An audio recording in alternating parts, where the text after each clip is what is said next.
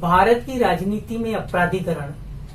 अपराधीकरण क्या है दोस्तों? अपराधीकरण ये है कि जो इंडिविजुअल कैंडिडेट्स हैं जिनके खिलाफ क्रिमिनल केसेस पेंडिंग हैं और वो क्रिमिनल केसेस के बारे में किसी भी राजनीतिक पार्टियों को ये बताते नहीं है, डिस्क्लोज नहीं करते हैं और किसी भी राजनीतिक पार्टी को ज्वाइन करके और टिकट मांगते हैं और उनके पैसे और उनके जो स्ट्रेंथ को देख के उनको जो टिकट है वो दे दी जाती है और वहां से वो लोग जीत के आ जाते हैं।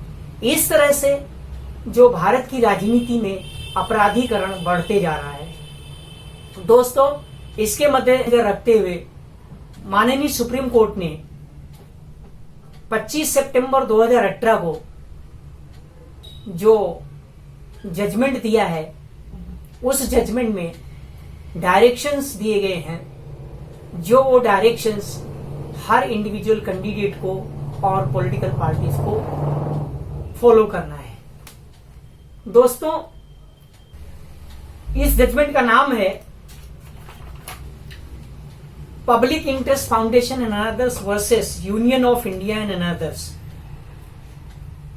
इस जजमेंट में माननीय सुप्रीम कोर्ट ने जो 5 डायरेक्शंस दिए हैं वो इस प्रकार। फर्स्ट है, each contesting candidate shall fill up the form as provided by the election commission and the form must contain all the particulars as required therein. इसमें माननीय सुप्रीम कोर्ट ने कहा कि जो इलेक्शन कमीशन द्वारा जो फॉर्म दिया जाता है उस फॉर्म में पूरा डिटेल भरनी है, कुछ भी छोड़ना नहीं है, कुछ भी ब्लैंक नहीं छोड़ना है। जो पूरी डिटेल दी गई है उसे पूरा फिलअप करना है। उसके बाद में जो सेकंड पॉइंट है friends, it shall state in bold letters with regard to the criminal cases pending against the candidate. यदि कोई उस इंडिविजुअल कैंडिडेट्स के खिलाफ क्रिमिनल केस पेंडिंग है तो उसे बोल्ड यानी बड़े अक्षरों में उस फॉर्म के अंदर लिखना है। तीसरा पॉइंट है, if a candidate is contesting an election on the ticket of a particular party, she is required to inform the party about the criminal cases pending against him her। यदि कोई व्यक्ति किसी पार्टी के individual एक particular party के banner से यदि election contest कर रहा है तो उसे क्रिमिनल केस के बारे में उस पार्टी को पूरा इंफॉर्मेशन देना है। दोस्तों, point number 4, the political party concern shall be obliged to put up on its website the aforesaid information pertaining to candidates having criminal antecedents. दोस्तों, जो कैंडिडेट एक पॉलिटिकल पार्टी से इलेक्शन लड़ रहा है और उसने वो इंफॉर्मेशन जो पॉलिटिकल पार्टी है उस इंफॉर्मेशन को पॉलिटिकल पार्टी अपनी ऑफिशियल वेबसाइट पे उसे डालना है। Point number 5, the candidate as well as political party concern shall issue a declaration in the widely circulated newspapers in the locality about the antecedents of the candidate and also give wide publicity in the electronic media. When we say wide publicity, we mean that the same shall be done at least thrice after filing of the nomination form papers। इसमें कहा गया कि candidate जो है और party दोनों newspaper में declaration देंगे कि उनके खिलाफ कौन से केसेस पेंडिंग हैं और इलेक्ट्रॉनिक मीडिया में भी। और ये कम से कम जिस दिन से फॉर्म भर लेते हैं कम से कम 3 बार ऐसा करना है उनको। दोस्तों, इसी जजमेंट में माननीय सुप्रीम कोर्ट ने यह भी कहा है कि इस पे कानून बनाने की जरूरत है। दोस्तों, इन गाइडलाइंस के बाद भी जो इंडिविजुअल कैंडिडेट्स हैं उन्होंने जो इंफॉर्मेशन दी अपना फॉर्म भरते समय, वो बराबर से इंफॉर्मेशन दी नहीं, अपनी इंफॉर्मेशन को छुपाया गया और उन्होंने उन इंफॉर्मेशन को छुपा लिया कि उनके खिलाफ कौन से केस पेंडिंग है, कौन से केस नहीं पेंडिंग है, कुछ भी उसके बारे में बराबर से इंफॉर्मेशन नहीं दी गई।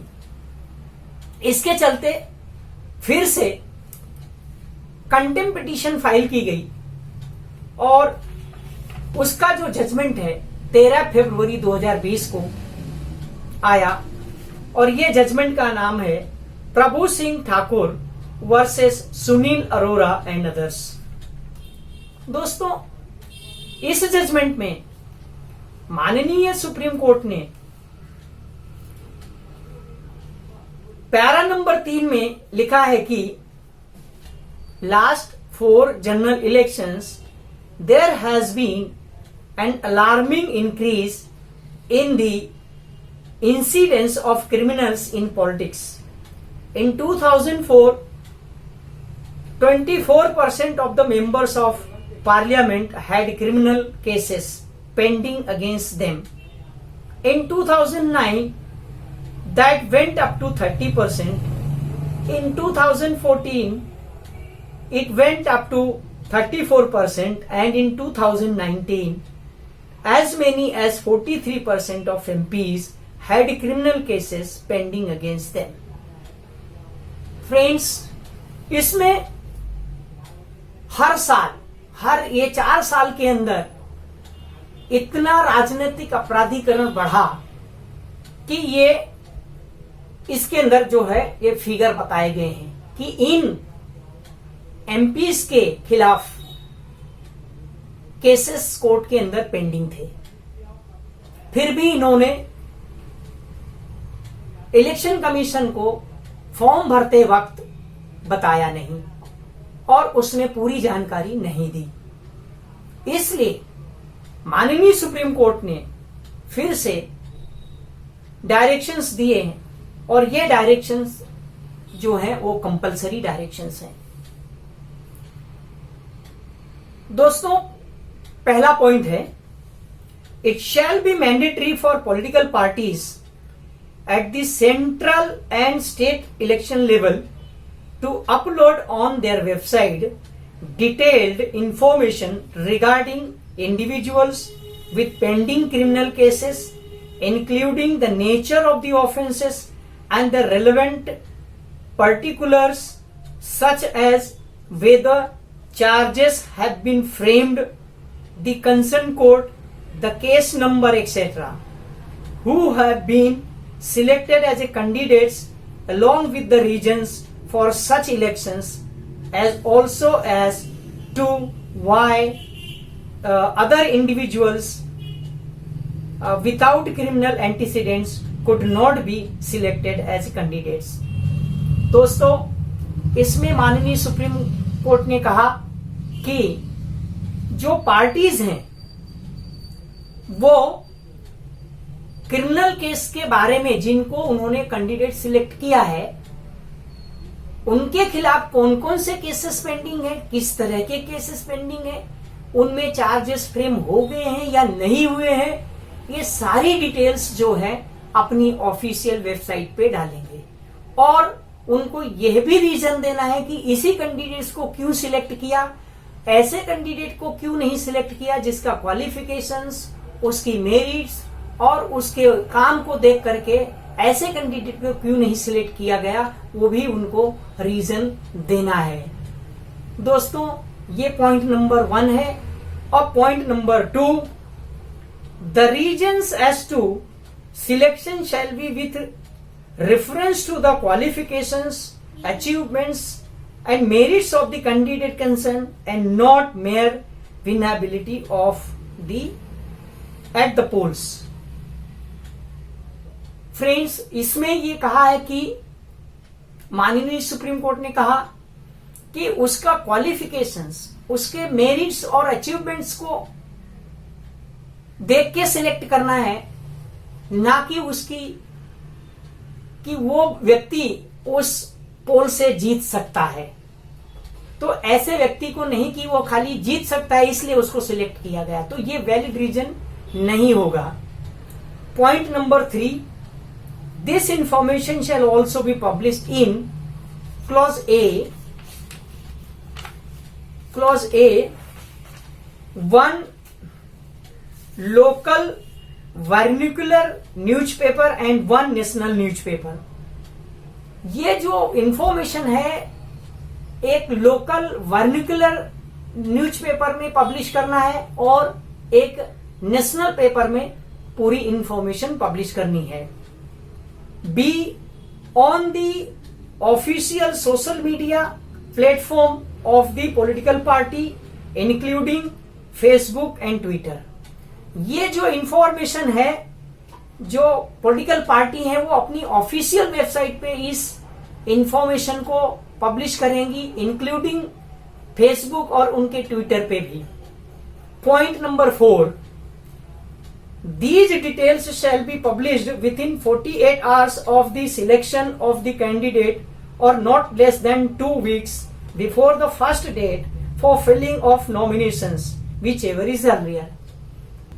फर्स्ट डेट जो है नॉमिनेशन फॉर्म भरने की पहली डेट से 48 घंटे या 2 हफ्ते के अंदर में पब्लिकेशन करना है, और जो उससे जल्दी है उसमें ये पब्लिकेशन करना है। फ्रेंड्स, पॉइंट नंबर 5 अब हम देखेंगे। पॉइंट नंबर 5 क्या है?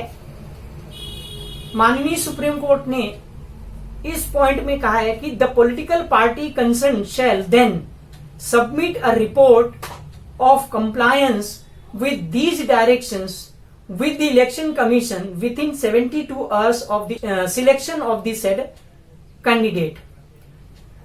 इसमें कहा है कि जो पॉलिटिकल पार्टीज हैं जिनको उन्होंने कैंडिडेट सिलेक्ट किया है, उनके जो कंप्लायंस हैं वो कंप्लायंस 72 घंटे के अंदर इलेक्शन कमीशन के सामने सबमिट करना है। Point number 6, if a political party fails to submit such compliance report with the election commission, the election commission shall bring such non-compliance by the political party concerned to the notice of the Honorable Supreme Court as being in contempt of this court's order and directions। इसमें माननीय Supreme Court ने कहा है कि यदि कोई भी political parties nomination form भरने के बाद और उनके इंफॉर्मेशन, उनकी जो कंप्लायंस है वो इलेक्शन कमीशन को 72 घंटे में सबमिट नहीं करते हैं और वो करने में असमर्थ हो जाते हैं, तो ऐसे में election commission contempt petition file करके माननीय सुप्रीम कोर्ट में नोटिस में ला सकते हैं कि ऑर्डर और डायरेक्शन का जो उल्लंघन किया गया है उसके खिलाफ ये कंटेम्प्ट पिटीशन माननीय सुप्रीम कोर्ट में फिर से फाइल कर सकते हैं। तो दोस्तों, ये जो 2 जजमेंट हैं, ये 2 जजमेंट भारतीय राजनीति के अपराधीकरण को रोकने में बहुत महत्वपूर्ण भूमिका निभाएंगे। दोस्तों, ये वीडियो जो है आप सभी के लिए है, आप सभी इसके बारे में जानें और शुरू से आखिरी तक इस वीडियो को जरूर देखें, इसे समझने के लिए कि हमारे भारतीय राजनीति में क्या चल रहा है। यदि इसे नहीं रोका गया तो आगे क्या होगा ये कोई नहीं बता सकता। मेरे दोस्तों, मुझे उम्मीद है कि ये आपको वीडियो पसंद आएगा। यदि आपको ये वीडियो पसंद आए तो आप इसे लाइक कीजिए, शेयर कीजिए। इस चैनल को अगर आप पहली बार देख रहे हैं तो इस चैनल को सब्सक्राइब करना ना भूलें, अगले आने वाले नए वीडियोज की नोटिफिकेशंस आप तक पहुंचती रहे। धन्यवाद। जय हिंद, जय भारत।